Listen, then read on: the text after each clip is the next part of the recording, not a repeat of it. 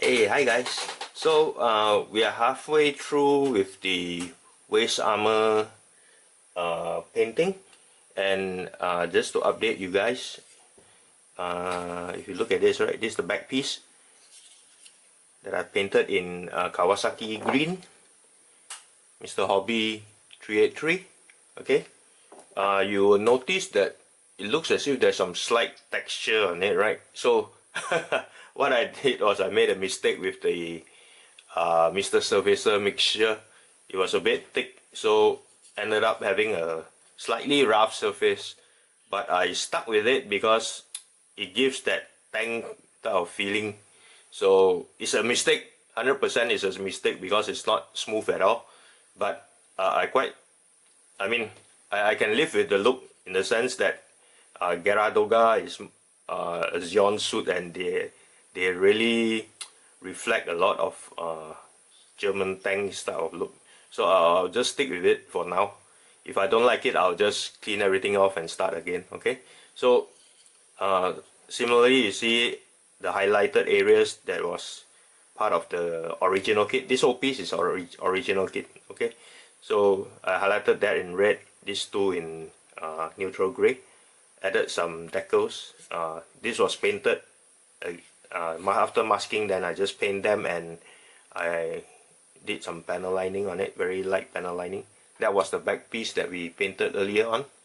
So it looks great once they were combined actually. So I really like the look. The front piece here I painted in dark gray. So it's Mr. Hobby dark gray 116.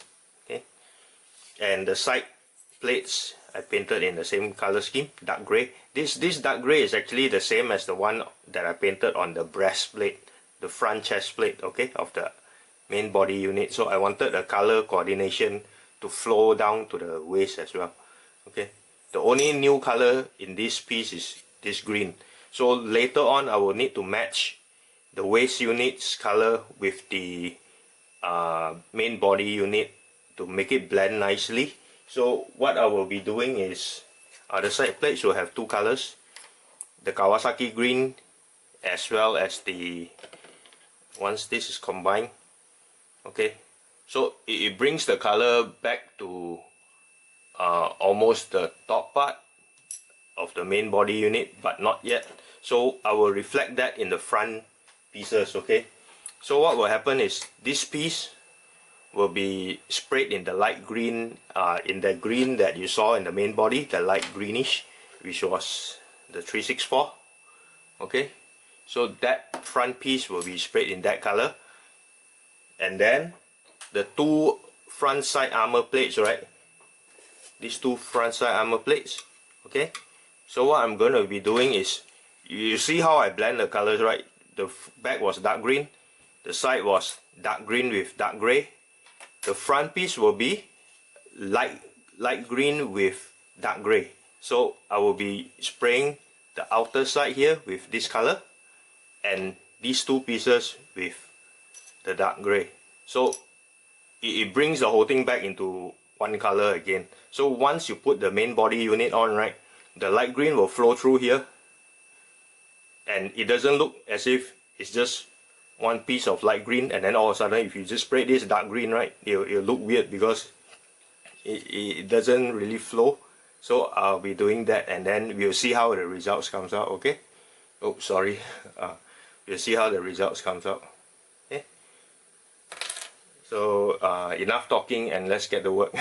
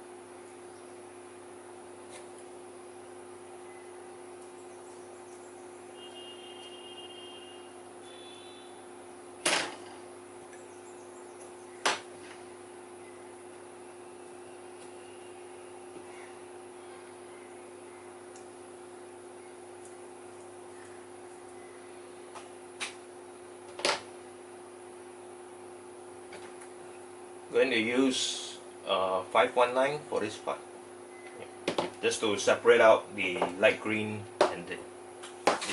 Okay. So there's nowhere to grip for this part. So normally I'll use glue tack and a toothpick to hold it.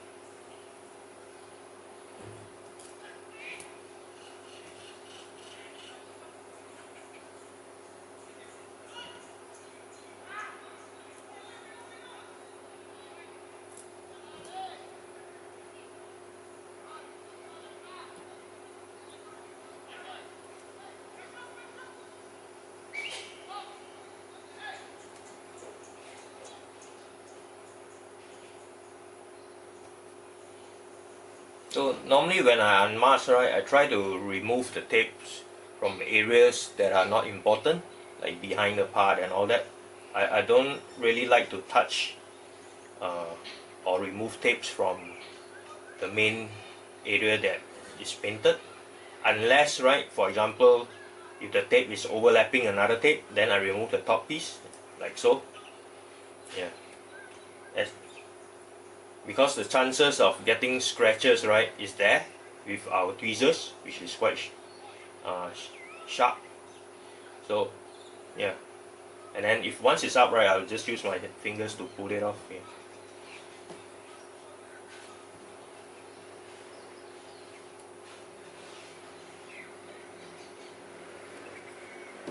And you can also tape it in such a way that it overlaps each other. So if you pull off the first piece, right, the whole thing comes out together. You can mask the sequence in that way as well. Okay. And like for this one, to remove the edges, right, I don't go vertically down. I use the sides here to actually lift up the edges, then lift up the tape. Okay.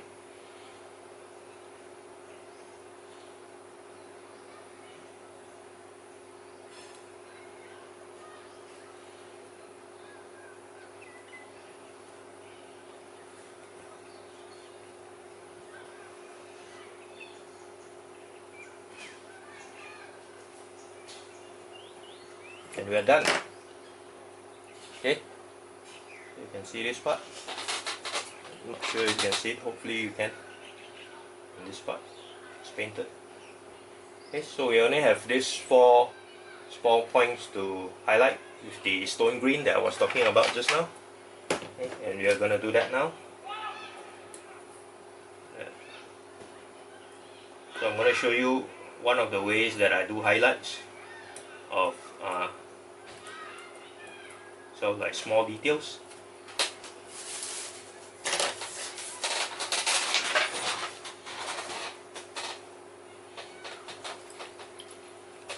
Give it a good shake.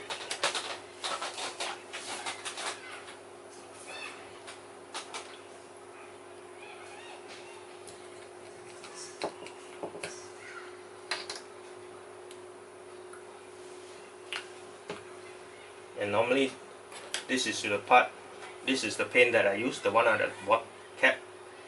So I'll just dip it in. I'm using a 000 sable hair brush. Okay.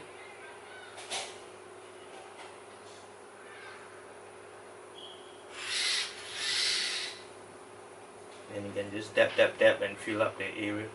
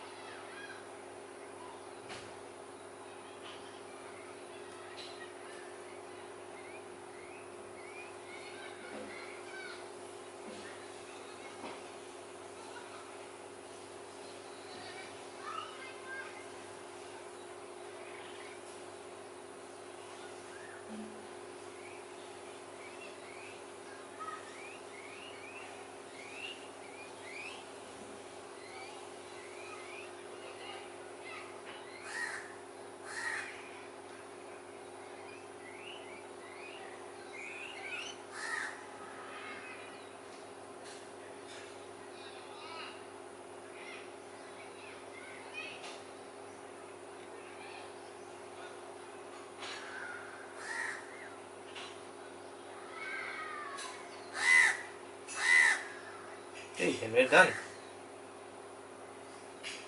Okay, not sure you can see it. Okay. So you're wondering why I don't sort of like use thinner to thin down the paint before I paint, right? One of the ways I discovered for myself anyway is that it's easier for me to paint this way by picking up small drops and putting it into that area, because it will naturally spread out and cover that particular area. So you don't really need to do much. You just be careful and you don't sort of like move your brush over to any other places. And once you drop it in, it spreads out nicely and covers nicely, right? So even though it's a little thick, but it doesn't really matter. It's because it's such a small drop. And at the end of the day, right, you wouldn't be able to tell how thick it is because of that little tiny bit of details. The most important thing is that particular color covers nicely, and it covers even though the base color is much darker than the original color. So for example, if this was black, right, the base color was black, and I use that stone green, the stone green will still cover the black because it is that one drop which makes the difference. Yeah. If I was to thin down the paint, right, I would have to use a lot of layers, and that's where mistakes can happen. You could slip and you actually go out and dirty the other so like the surrounding areas. So this is one of the reasons why I just pick up, drop it in, and then once you have put in your details and everything, and you spray flat coat with the super clear coat, the colors will blend nicely. It will blend nicely with the surrounding colors. You won't actually see like the glossy finish here. So everything will be like nicely even out. So it's not something that's contrasting and sticking out, and which makes you go, hey, look, there's like a mistake there or anything like that. No. So this is the way I do it. You might have another way of doing it, but I find this to be easier for myself anyway. Okay. Okay, so I've already panel lined this particular piece. Okay. Sorry, let me try to get panel line it. And right now, what we're gonna do next is to add decals to it, and then do a top coat, and we are done. Okay.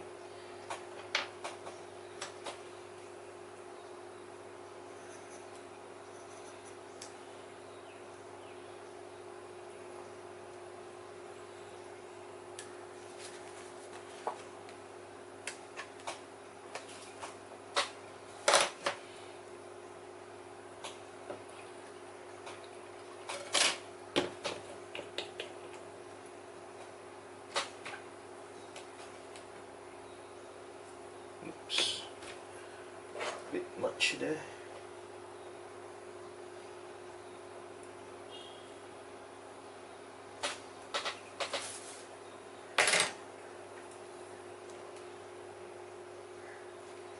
Okay.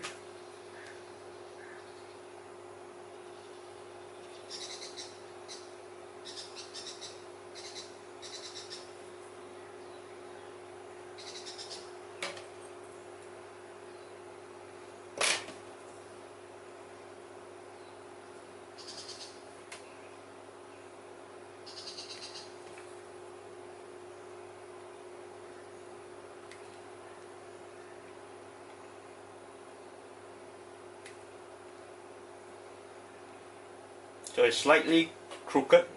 So what I do is I just dab a bit of water, soak it off a bit. It would have already reactivated, and can do a little bit of adjustment to it. Okay.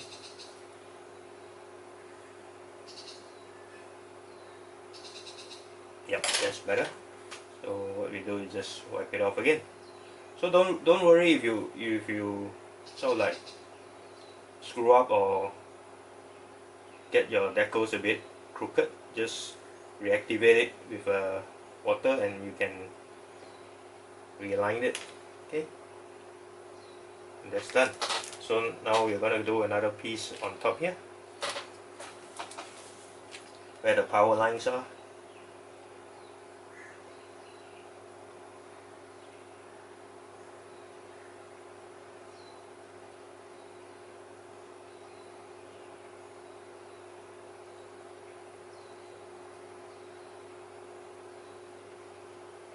And the best part about decals is you're really free to do what you want and add more decals to the piece as compared to what you're seeing in the manuals, right? So you can actually add more or add less, it's entirely up to you. Yeah.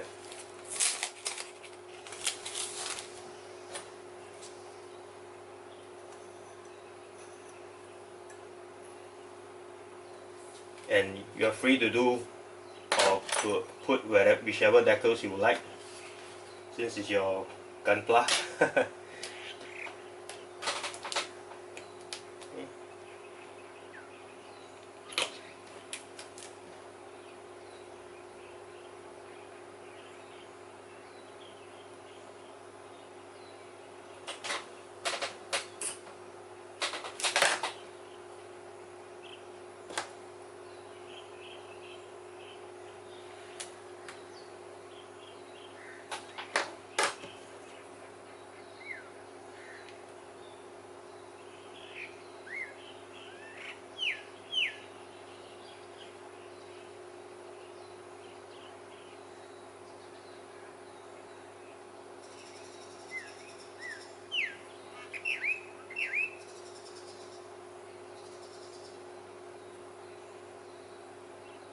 Yep.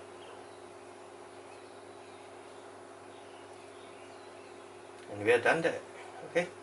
So for me, I'll just have a good look at it and to see whether we want to add any more decals to the sides. But there's not much room, so it's okay. So next what I do is make sure it's free of dust and lint or anything that is flying around in the room before I top coat it. Okay.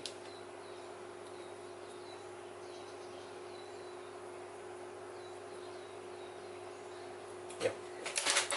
So again, using my glue tack and toothpick, plug it in, get the clamps,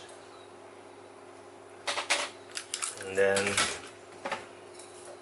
as usual, super clear mat.